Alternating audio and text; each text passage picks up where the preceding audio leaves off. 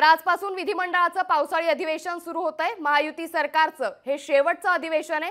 कायदा सुव्यवस्थेसह शेतकऱ्यांच्या प्रश्नावर विरोधक सरकारला घेणार असल्याचं पाहायला मिळतंय। अधिवेशनात 14 विधेयकं मांडली जाणार आहेत।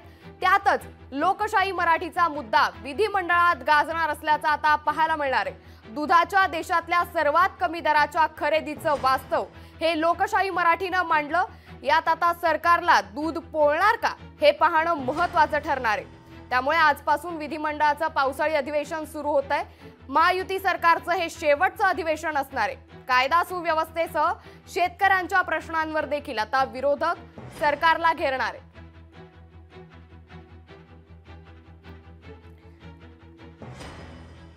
तर काँग्रेसचे नेते नितीन राऊत यांच्यासोबत आमचे प्रतिनिधी स्वप्नील जाधव यांनी बातचीत केली आहे, पाहूयात।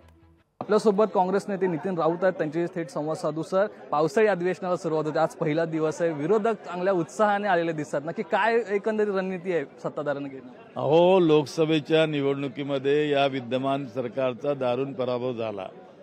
आमच्या 45 जागा येणार असा आव्हानला यांनी मोठ्या प्रमाणात तसा प्रचार या ठिकाणी केला, पण लोकांनी त्यांना घरी बसवण्याचं काम केलं आणि त्यांचा दारुण पराभव या ठिकाणी झालेला आहे। निश्चितच महाविकास आघाडी या ठिकाणी उत्साही आहे आणि त्या उत्साहाला आम्ही धरून या ठिकाणी फुले शाहू आंबेडकरांच्या विचारांची कास पकडून लोकांच्या प्रश्नांची, त्यांच्या भावनांची जाणीव ठेवून या ठिकाणी या अधिवेशनात आपली भूमिका पार पाडणार आहोत। सत्ताधारी आमदारांना बळकट करण्यासाठी भरीव निधीची तरतूद या अधिवेशनामध्ये करण्यात येणार आहे। जनतेच्या अपेक्षा पूर्ण करण्यासाठी तरतूद करण्यात येणार असल्याचं सांगितलं जातं। काय नक्की तुम्हाला वाटतं यामध्ये विरोधकांना डावलण्यात येतंय का?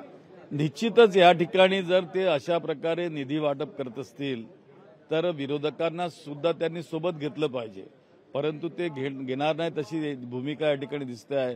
तो सुद्धा विषय या ठिकाणी आम्ही लावून धरणार। सरकारला आता या विधानसभेमध्ये कशाप्रमाणे विरोधक घेतात हेच पाहणं महत्त्वाचं आहे। कॅमेरा पर्सन राजेश मनियासह स्वप्नील जाधव, लोकशाही मराठी, मुंबई। लोकशाही मराठी ऐका, पहा, जागरूक रहा।